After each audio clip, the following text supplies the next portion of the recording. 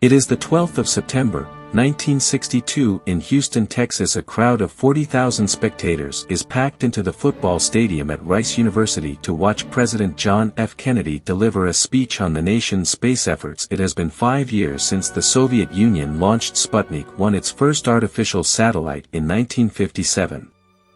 In April 61, Yuri Gagarin orbited the Earth, followed by Alan Shepard's launch that May, and then John Glenn 8 months later. While the U.S. is making progress in space against the Soviets, it still lags behind in the sweltering Texas heat. Kennedy lays down the gauntlet, couching the space project in a larger Cold War ethos, a great mission to achieve scientific superiority. We choose to go to the matures. To go to the moon. We choose to go to the moon in this decade and do the other things not because they are easy but because they are hard. The race to the moon is on. Money is pouring into NASA to develop new technology for something never before attempted, and after years of trials, tribulations and tragedy, the Apollo mission is finally completed on July 20, 1969, when the Eagle lands on the moon and Neil Armstrong descends to its surface. And one small step for man on diabetes. America has won the space race and a new era is born. Hello all, welcome to another episode of American History Hit. I'm your host Don Wildman. So glad you're listening. All around the world today there are those of us of a certain age who can summon a still vivid memory of arguably the greatest exploratory endeavor in the history of civilization. It came on July 20, 1969, as Neil Armstrong carefully climbed down the ladder of the lunar module, becoming the first human to step onto the moon. For me, an 8-year-old boy up far past his bedtime on a Sunday night, I remember watching those grainy images on our black and white RCA television, hardly able to grasp the gravitas of that event simultaneously witnessed in real time by so many millions across the planet. I remember I was mostly confused about who was shooting the camera, if Neil Armstrong was the first one out, but I was that kind of kid. The first moonwalk would become an event of such profound meaning and implication as to immediately challenge our very concept of the universe and mankind's place in it in ways I'm sure we've still not fully absorbed. 5 decades later, if we ever will, I am proud and pleased to welcome back to the podcast the writer Jay Galantine, author of 2 great histories of the space program, Ambassadors from Earth and Infinity Beckoned, and he's working on a new one right now entitled Born to Explore, out next year. On our 2 previous podcast episodes, Jay guided us through the early days of the space race and then further along into the Mercury and Gemini programs. I invite listeners to circle back to those earlier episodes. You'll get a nice overview of efforts from World War II onward, both here and in the Soviet Union. Today we're discussing the grand culmination of it all, the fulfillment of JFK's mission to reach the moon inside of a decade. Jay Galantine, welcome back to American History Hip. Hi Don, thanks for having me on. Jay, as the story goes, we are now long past the days of adapting V-2 designs to become rockets and chimpanzees and dogs in orbit. Mercury has led to Gemini, Germany to Apollo, all in a short span of years. I mean, looking back it seems like a nice ordered process. It was, I imagine, anything but that's right, and I think it was the Apollo 17 astronaut Gene Cernan who tried to put Apollo into perspective. Many years later he said something like, we accomplished so much in so short a period of time that it set almost an unreal expectation for what you could do in a space program. Don't ever expect that kind of pace in the future. There's just going to be too much bureaucracy, too much arguing over the particulars. Apollo really broke the mold on that. So brief overview. Mercury got us up there. Gemini showed us how to get further out. What was Apollo intended to do? It was all about the landing, right? Absolutely. Apollo was all about Kennedy's challenge of landing a person on the moon and bringing him safely back to the Earth. What kind of new technology was going to be involved in that? What do they need to test out? There were so many new things to test out that it prompted a whole separate program of Gemini. So Gemini was never in the queue. They were planning to go directly from Mercury to Apollo, but people started to say, wait a second, we don't understand rendezvous and docking, we don't understand walking in space. We have this major new technology called fuel cells that we are going to be leaning on for the lunar voyage, and are we even going to be okay health-wise spending up to 2 weeks in space? And so these really big problems, big things to work out, led to a whole separate program of Gemini. J, there are 11 manned Apollo missions, Apollo 7 to 17. But there was a series of earlier Apollo flights right back to The Apollo 1 tragedy. So let's start with that terrible and very sad bad day, that accident. I actually remember coming home from school. This is 1967, and my mom was riveted to the news. What happened in that event? Well, everyone thought that if there was a real danger that it wouldn't happen during a test on the ground, for heaven's sake. They thought that it would happen during a launch or something out in space, or even out at the moon, so this was not thought to be a particularly dangerous test at all. It was a brand new machine. It had never been flown with pilots inside it, one of the most complicated things that had ever been designed and built, and like so many things of that nature, it's a custom deal. You don't know exactly how all the wiring bundles are going to fit, you don't know exactly how all the little doors are going to open and close, how all the pipes are going to run. It was a work in progress, and then on top of that you had some major characteristics of this early Apollo capsule that in hindsight were a bad idea. Number one was the access door, so the thing was going to be pressurized from the inside, so don't you want the pressure holding the door closed like you have on an airplane? And so the hatch was actually this three-piece hatch, and it was heavy. It was like 90 pounds, and it came completely out of the opening where the astronauts would crawl in and out. And so, if you can imagine the person who's laying on their back in the couch and they have to reach behind them over their head with a tool to dismantle this hatch, getting out of that spacecraft is not going to be a quick thing. So that was something that was definitely a mark against the crew getting out alive. The other issue was that simplify the design of the spacecraft. The gases that the astronauts would breathe were oxygen only, so there was no like nitrogen oxygen mix. Way too complicated. It's already really complicated. We got to simplify things. And when oxygen is at 100% under 15 psi like it was in the capsule, metal can light on fire. And so the strong speculation is that there was a wiring bundle where its insulation had been worn off by the opening and closing of a little access door, and over time it wore way to the bare conductors on the inside. There was some kind of spark or other source of ignition, and it licked the oxygen on fire. And so these three men, let's name them Gus Grissom, Ed White, Roger Chaffee.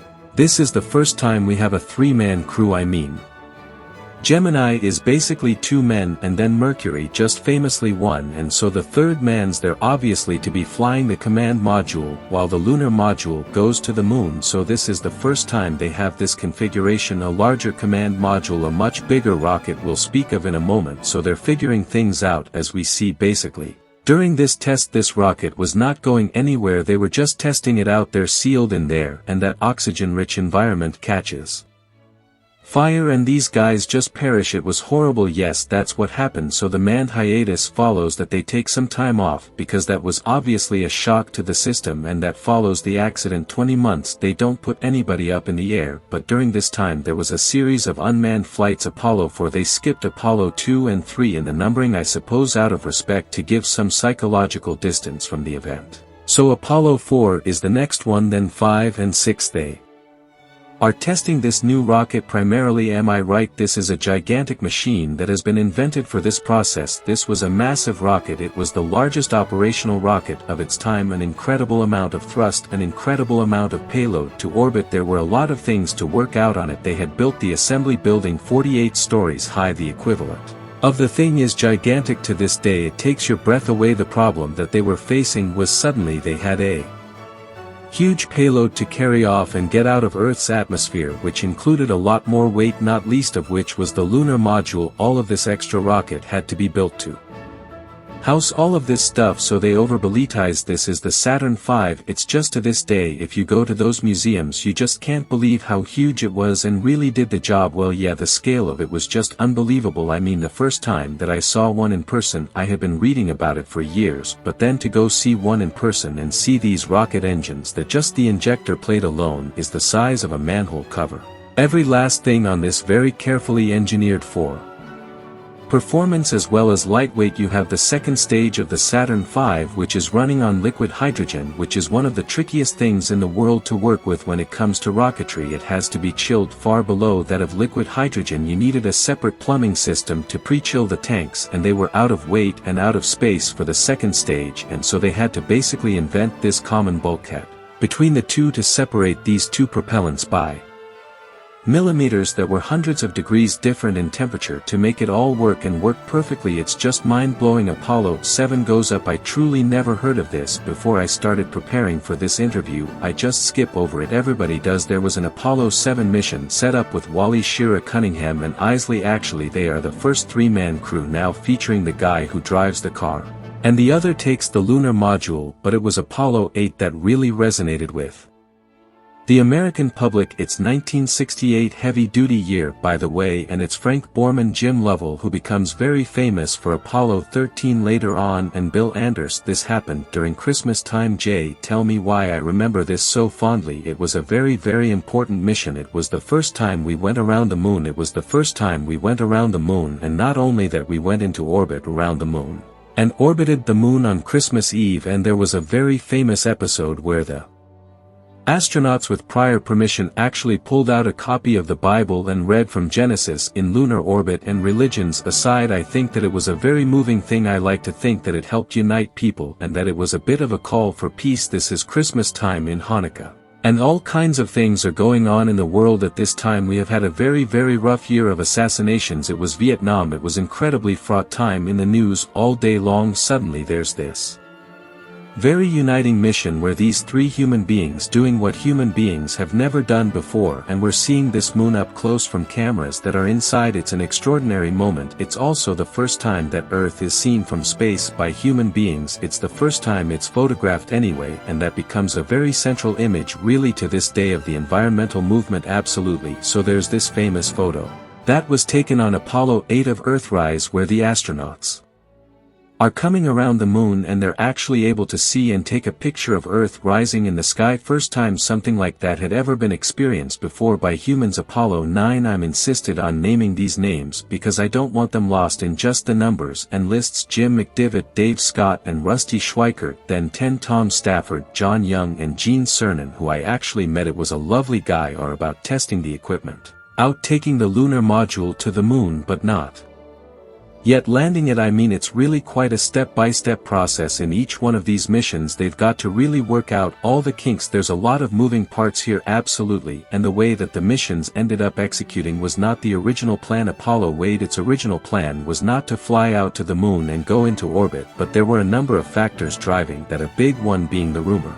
that the Soviets were going to try to orbit something around the moon, and the Soviets were actually first to the moon with live creatures. They sent the spacecraft called Zonda 5 there in September of '68, so a few months ahead of Apollo 8, but they didn't stay in orbit. There were no people aboard. There were a couple of turtles aboard Zone 5 and there were some plants, and when I read the manifest I just have this picture in my head that I hope isn't a disservice to all the smart engineers who worked on Sign 5. But it's kind of this: okay, we launched in an hour, everybody go find something to put on board, you know, and people just like run outside and see what's laying in the yard and grab that. Okay, you got a couple turtles, great, we'll put them in. Okay, Sergey's got some plants, okay, we're gonna put those into, and that's what rode to the moon. It was not on the Soviets' lunar rocket, it was a different rocket called a Proton, and again I think it was more of a stunt. It looped around, it did a figure 8 and came back, but there was definitely this concern about what the Soviets were up to, and are they going to beat us, are they going to beat us to this next way station, and at the same time the lunar module was behind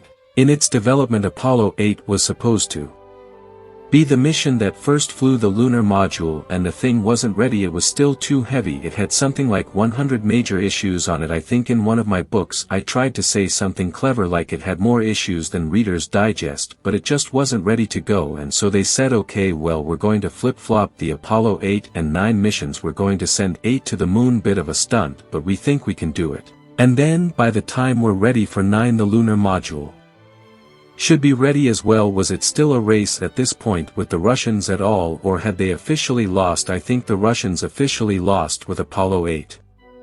A lot of folks seem to think maybe it was Apollo 11 because that was the landing, but certainly at the time of Apollo 8, really by the time it launched, the Soviet hierarchy had said, you know what, we are not going to beat the Americans to the moon. The lunar module, you've mentioned it already, this is one of these crazy contraptions. It's a form follows function for sure. Basically they just had to figure out everything they needed to do, and then create a craft that could do that. It's a purely purpose Driven because it's a crazy looking machine. That's such a wonderful way to put it on. I might borrow that phrase sometime if you don't mind, but the lunar module was never the plan. I mean, once again, when Apollo got going, the plan was we're going to have one massive spacecraft that launches from Earth and goes all the way out to the moon, and that same massive spacecraft lands essentially backwards on its tail, and then the astronauts slide down a pole. Or take an elevator, you know, because this thing is so big and all three of them are there on the surface, and then they blast off and come home and quickly. That proved to be technologically impossible, and logistically it didn't make sense either. It's like, okay, well, that thing is going to have the parachutes for landing back on Earth. Why in the world do we need to take the parachutes down to the surface of the moon, plus all the maneuvering fuel to get home, and the radios and the batteries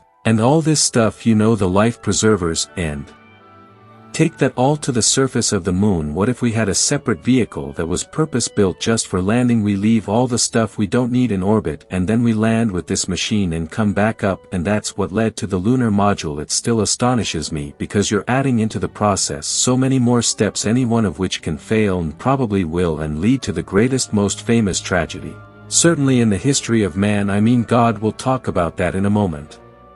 But it really is an incredible added obstacle to the whole success. The mission, I'm amazed that thing even worked, you know, as you say, form completely followed function. It was the absolute bare minimum to land 2 people on the surface of the moon and bring them back. Everything was made as simple as possible. The rocket engines on that didn't even need ignition systems. They used propellants that would ignite on contact, simple valves. There were no pumps for the propellant, so it was actually a tank of helium that would pressurize the tanks and push the propellant through the lines. So we have more simplicity there and less mechanical devices to fail. But the thing was so small. I don't know if you've ever been in one, Dawn, but for the listeners out there, there are a few lunar module simulator laders that are out there in some of the museums, and you can go inside them still, and the amount of space that you don't have there is staggering. The only place you can stand up is right up in front, and 2 people can barely stand side by side, you know, and your head is like an inch from the ceiling. There's just no space in there. It's like a lodge in a harbor. I mean, you only use this thing for one purpose, which is to get from the shore to the ship. It's not got to be fancy. It just has to do what it needs to do and get you there. Let's talk about how they chose where they were going to go. There's a whole other aspect to this moon mission where they set up rockets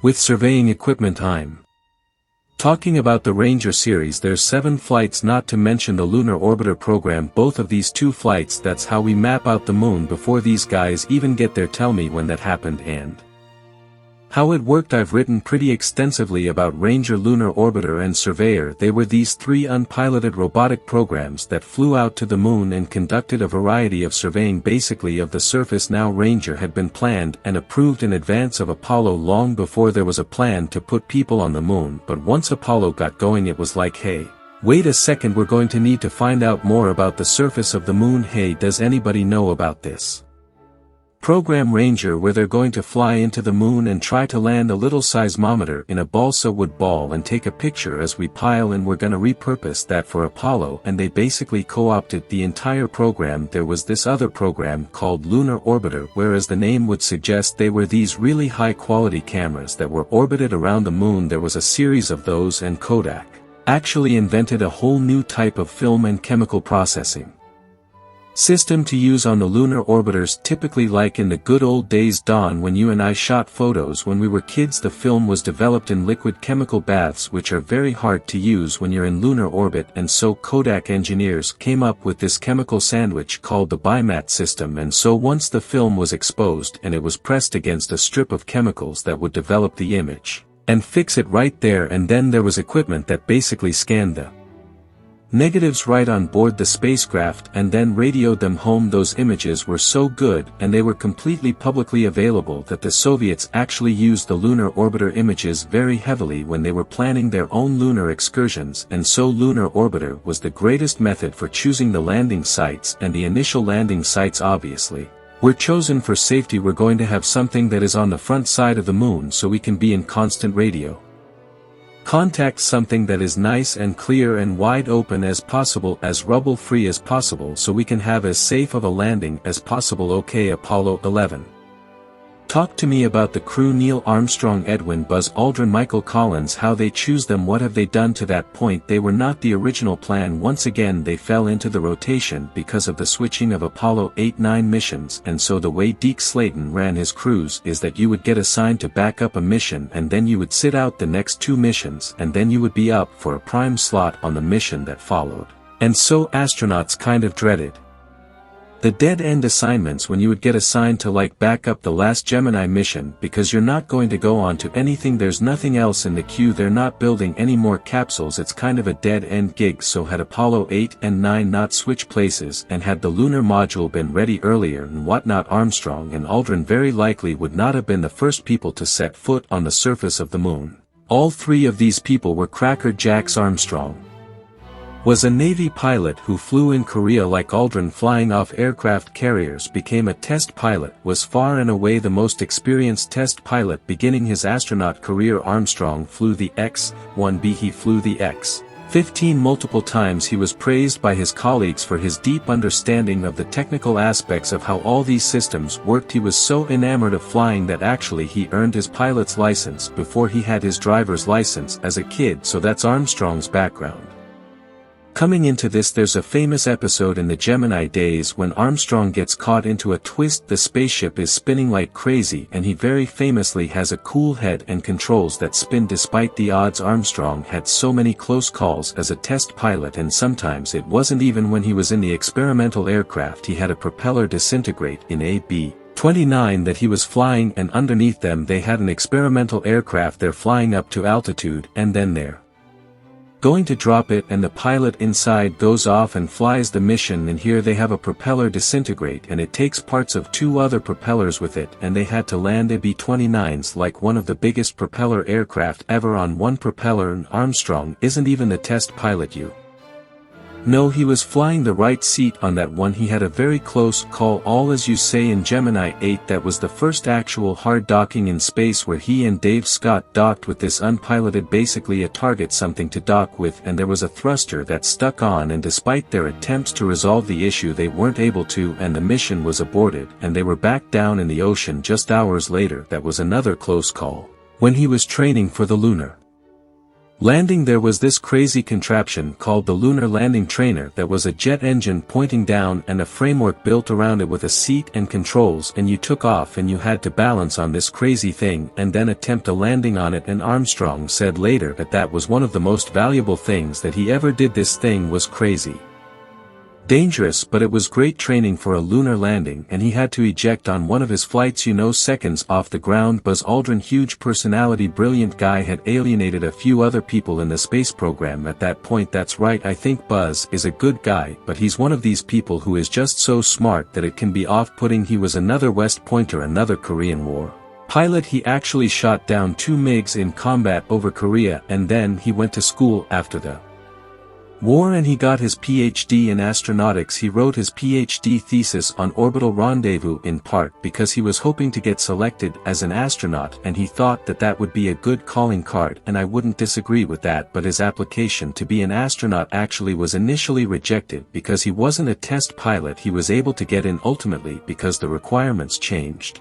and he had thousands of flying hours under his belt. He was a good pilot, but he got onto a Gemini backup crew. Eventually flew the last Gemini mission with Jim Lovell and then entered the Apollo rotation. How was that decision made that Armstrong would go first instead of Aldrin? That's a great question. The first thing that I would have to say is both astronauts were completely aware of the significance of that event, the historical significance, even though both of them would land at exactly the same time, which Buzz Aldrin has continuously pointed out in the intervening years. The person who actually set foot on the moon first would be renowned. They would be the Lindbergh right, but what it really came down to was how the door opened on the lunar module. So that was just a chance of engineering. So it opened inwards and it opened towards the lunar module pilot. So if you were standing in the cabin, the hinges were on the right and the handle was on the left, and so when it was opened, then it would make more sense for the commander to get out first. And there were times when Armstrong and Aldrin would be in the simulator fully suited up practicing these maneuvers, and one day they actually tried to switch places so that Aldrin could get out first even though the door opened up towards him and they broke something inside the spacecraft.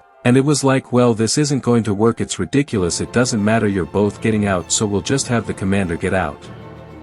First, I have often thought about that, just musing on the difficulties they're in these bulky suits, they're in that tiny little space, because that lunar module is not big and they're trying to manipulate their large cells out of a fairly small hatch. It's pretty incredible. I mean, obviously they practiced it till it was perfect, There's a funny story though, that when Armstrong and Aldrin returned from their single moonwalk, they climbed back up into the cabin. And obviously you come in on your hands and knees on the floor, and one of them noticed that there was a little piece of something laying on the floor. They had actually broken part of one of the controls maneuvering around to get out the hatch. I know the story you're telling about, it's a toggle switch and they can't take off unless they can switch that switch, and I think Aldrin had like a tip of a pen or something that he was able to use to engage it with circuit breaker or something. It became a very famous pen and was marketed as such after the fact, the pen that got us off the moon. Okay, so we're at the landing spot. This is July 19th. The craft is going around and around. Let me explain what has happened for anyone who doesn't remember this or wasn't around at the time. There was a point in moving towards the moon when the actual command module separates from the lunar module and attaches, so at that point, they drop all the extra gear, all the extra ship, and they have these two crafts attached at the tops of each one, and that's what's heading to the moon and goes around and around the moon until they're ready to go. That's the position they're in when they set up for the landing. That's right, so these two craft are docked together. So on the nose of the cone-shaped command module was the docking hatch, and then on the top of the lunar module, so on the ceiling basically, was its docking hatch, and they've ridden out to the moon linked together that way. And there's a very short tunnel between the two that you can float through, Columbia being the command module and Eagle being the lunar module. That's right, yeah, and so they go into orbit around the moon at about 70 miles of altitude, and from there obviously it's a long trip down to the lunar surface. But after they undock, the first thing that Eagle, the lunar module, needs to do after it undocks is drop down to a lower orbit, so its descent engine is pointed forward and it's turned so that the windows are facing down towards the lunar surface, so that the astronauts can study the landmarks as they pass and ensure that they're doing this properly. So the descent engine lights up, and from the 70 miles where the command module will stay, the lunar module drops down to about 50,000 feet, which was the limit that Apollo 10 had gone to, so they went as low as 50,000 feet. Their lunar module is too heavy to land, and so then they came back up. That was their dress rehearsal. So at 50,000 feet the astronauts are flying as if they're laying on their bellies, right, with the descent engine facing forward. That engine lights up and begins slowing the craft down so that they can ultimately land. So now at about 40,000 feet there's a problem, because the landing radar, which is mounted on the bottom of the lunar module near the engine, it has to be turned so that it can be pointed more towards the lunar surface. And so it's this thing that's about the size of a microwave oven, maybe TV, and it's on the bottom of the lunar module, and it can pivot a little bit, but it needs to be pointed more towards the lunar surface, so the whole lunar module has to rotate. Now the astronauts are flying as if they're laying on their backs and they're looking straight up, no longer at the lunar surface, but they had to fly in that orientation so that the landing radar could pick up the lunar surface. They're heading for what's called the Sea of Tranquility. That was the intended spot. Is that right? Yes, that's right. This is a big, obviously wide open flat place. They hope that's the intent. Yeah, it turns out to be otherwise. So at some point the machine has to be pointed downward so that the feet are in position to land. Absolutely. So that's a maneuver called pitch over, which was a really exciting time for the astronauts, because they've spent several minutes just kind of staring out the window at space and they can't see what they're headed towards. So at pitch over now, all of a sudden, if you can imagine the lunar surface like rising up from the bottom of the windows, and then they can start to see the landing zone. So at this point they are much closer to the lunar surface. They're traveling much slower still horizontally, and basically you've got these two controllers where you can kind of tick your way down in intensity until you're ready to land. Another amazing aspect about the lunar module was that you had a rocket engine with a throttle which no engine had ever had before. Oh, that's cool, I didn't know that. And so by increasing and decreasing the power of that motor, Armstrong is able to guide this ship in To what must have been a precisely chosen place. I mean, if anything was chosen it was this one spot, but that's exactly what does not happen. That's right. So theoretically you could have let the computer completely take you down all the way. You could have just stood there with your arms crossed in the lunar module and let the computer take you down. Armstrong, being one of the greatest test pilots in the world, easily was not about to let that happen, so I think all the astronauts had kind of agreed that they would be at the sticks for the actual landing. But the problem with Apollo 11 was that the targeting system was taking them into a series of craters basically, and so Armstrong, as cool-headed as ever, just takes that opportunity to say, okay, now I'm going to go into manual control, and takes over and starts maneuvering around for a place to land. And this is so different from flying an aircraft. If anything, it's much more like flying a helicopter than a fixed-wing aircraft, but essentially when you land you have to do so at no forward motion, so it's this process of finding a safe spot, maneuvering to it, and realizing that when you get to that spot you need to be in hover mode and you're not traveling any horizontal distance at all, you're just able to come straight down. And as he did so, he just kept finding more and more areas where there was rubble, there were boulders. It's not safe, it's not safe. They had about 30 seconds of fuel remaining, give or take, and Armstrong was finally able to find a place that was suitable and set the craft down there. I think it was about 7 kilometers away from where they were supposed to land. So incoming in the issue is fuel. They're watching this clock, because every moment they're burning more fuel and they only have so much. I mean, they had systems to both get onto the moon and then get off, absolutely, so there's a completely different set of tanks and engine for the landing as there is for the ascent, so that was a completely separate system. Still, there's only so much juice in the tanks, and then the other problem is they could have aborted, but you get to this point where you're in the dead man zone, they called it.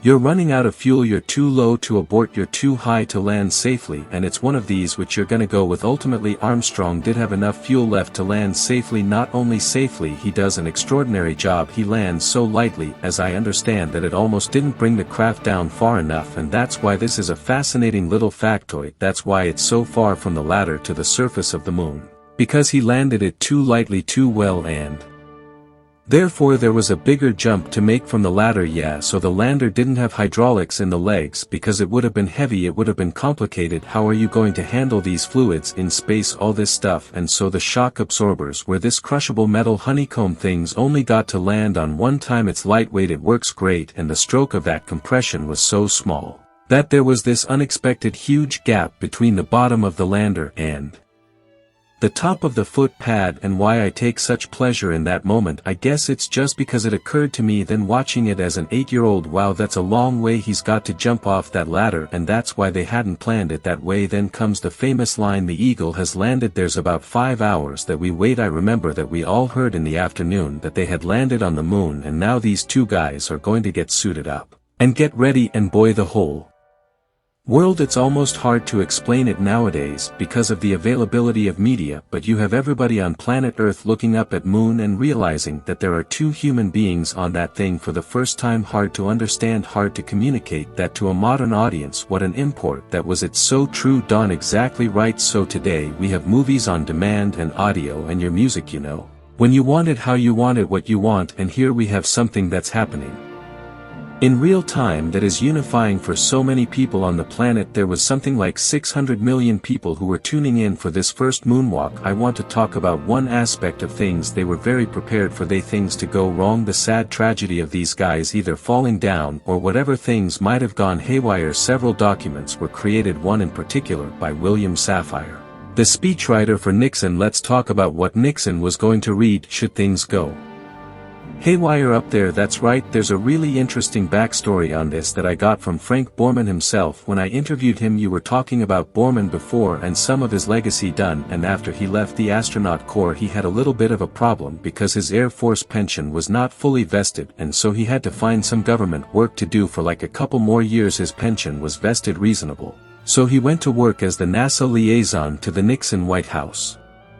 And when the preparations were underway for Apollo 11, it basically came to Borman's attention that there was no plan in place in case the mission wasn't successful, and so he approached the rest of the White House staff and said, you really need to have a plan in place. You need to have something for the president to be able to say in the event of an Apollo disaster.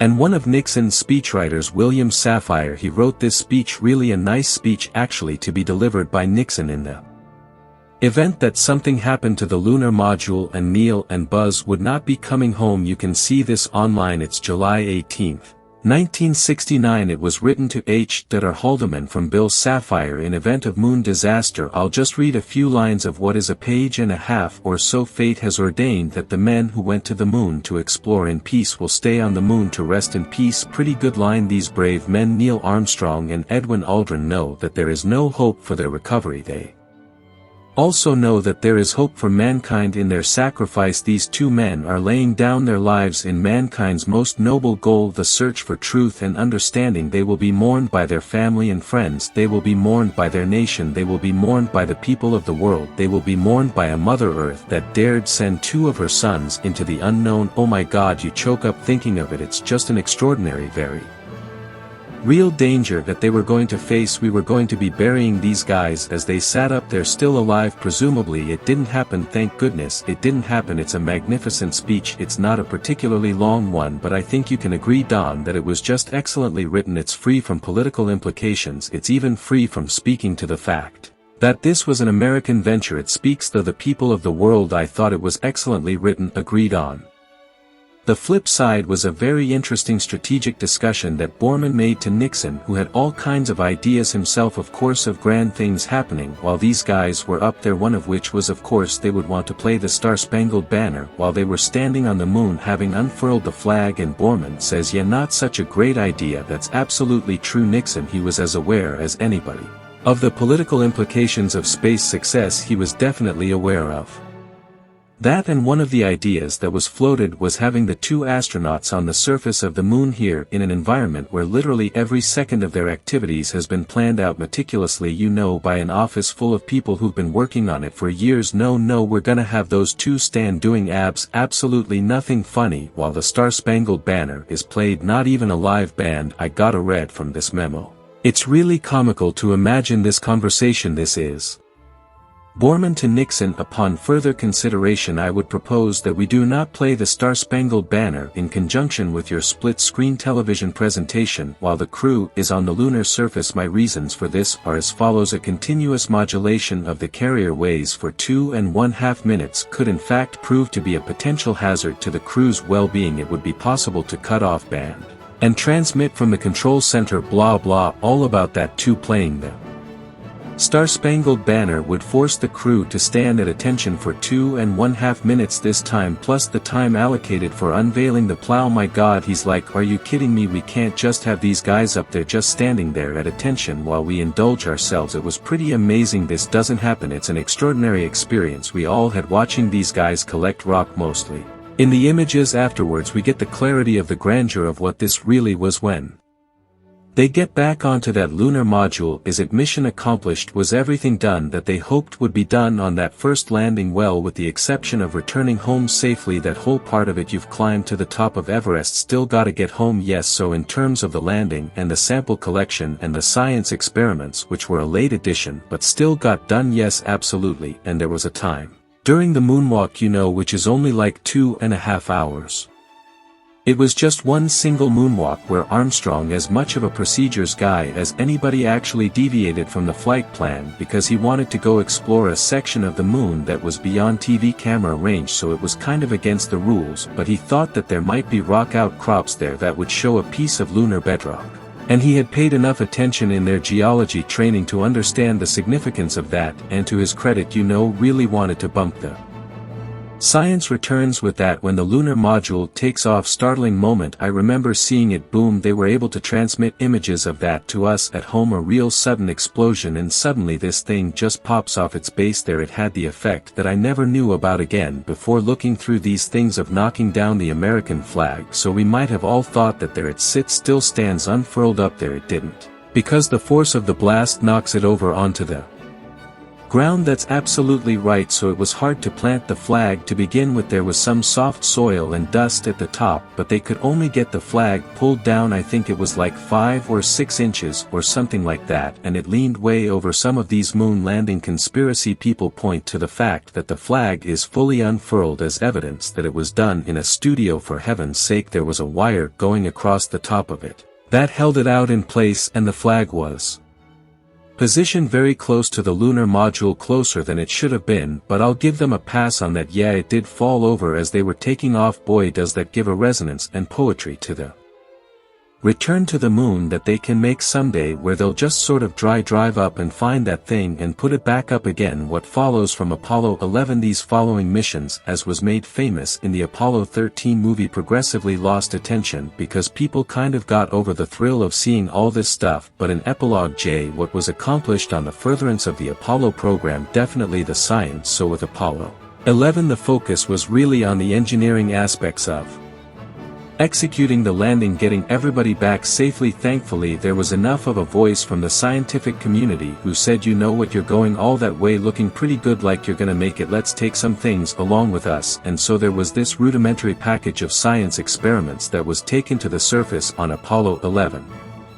And that continued with 12-14. By the time we got to Apollo 15 the missions were definitely more science-oriented, so the lunar module had actually been able to be upgraded so it could carry more. It could carry this vehicle so that the two astronauts could actually drive a little further away to lay down their experiments. Much more robust package of experiments. The astronauts had a lot more in the way of geology training, knew what to look for in a sense, and had more time to do it. And then, by the time we got to the final Apollo flight on 17, we actually had a professional working geologist, Jack Schmidt, who was the lunar module pilot who flew to the surface and could practice his craft there as a geologist. Well, upon that first footfall we had won the race. I mean, officially we'd won it years before, really, as we pointed out. Where's go from here? Jay, what's your expectation on the next time man steps on the moon? Or woman? That's a really good question. I tend to be in the camp that there is no real compelling reason to return people to the surface of the moon, and I know that's earned me a little bit of vitriol from my fellow space colleagues. It's a friendly discussion. I honestly don't see the value in that. It is so hard to get money for any kind of space mission that I feel like the dollars that are allocated should go towards reaching further out into the solar system. I think there's definitely a place for people in space. I think there's value to landing people on the surface of Mars. There's things that we've been trying to do on Mars for decades with robots and rovers and things like this that we will be able to do in very straightforward fashion if we just simply send people there. It's expensive, it's a dangerous trip. Well, they can sell advertising. Heck of a billboard up there. That is an idea that's been around for a long time, even going back to America's first Mars rover. There was trouble lining up the money for it, and somebody was like, let's have a bidding war between Coke and Pepsi, for heaven's sake, right? Only talking about 25 million here. It's like one of them will pony that up in a second to have a Mars rover that comes down that says Coke on the side, and the internet's gonna go wild for it. People will love that. I don't know, maybe I'm sentimental, but I just feel like it would be a worthy thing to do, if only to unite the peoples again, which we desperately need. Also, the Earth Day aspect of it, the environmental aspect of it could be useful. Jay, mission accomplished. We've done it. We've taken this audience. I hope they've stayed with us over 3 episodes, from basically World War II all the way to 1969. Throughout the space race the Americans win. Good for us, but really humanity wins through a lot of sacrifice and a lot of expenditure. Human beings walked on the moon.